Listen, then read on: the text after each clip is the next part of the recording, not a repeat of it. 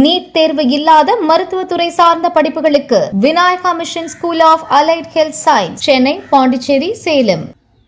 சட்டசபை தேர்தலில் திமுகவுக்கு ஆதரவளித்த கூட்டணி கட்சிகள் தவிக பக்கம் போய் அதிகாரத்திலும் கைகோர்த்து விட்டது. இனி அவர்கள் இந்த பக்கம் வர வாய்ப்பில்லை. இந்த சூழலில் அடுத்து வரும் உள்ளாட்சி தேர்தலை தனித்து சந்திக்க திமுக தயாராகி வருகிறது.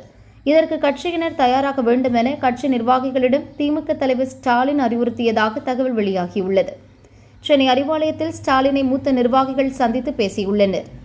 இதுகுறித்து திமுக மூத்த நிர்வாகிகள் கூறியதாவது: உள்ளாட்சி தேர்தலில் திமுக தனித்து போட்டியிடுவதால் அடிமட்ட அளவில் கட்சியின் பலத்தை சோதித்து பார்க்க முடியும். கூட்டணி தர்மத்தை எல்லாம் பார்க்காமல் திமுக தன் வாக்குறுதிகளை மக்களிடம் கொண்டு செல்ல முடியும். கூட்டணி கட்சிகளுக்கு பங்கு கொடுக்காமல் கட்சியின் சாமானிய தொண்டர்களுக்கு போட்டியிடும் வாய்ப்பை வழங்க முடியும். சர்வே அறிக்கை, உளவுத்துறை அறிக்கை என நேரத்தை வீணாக்காமல் திமுகவின் உண்மையான செல்வாக்கை துல்லியமாக அறிய முடியும்.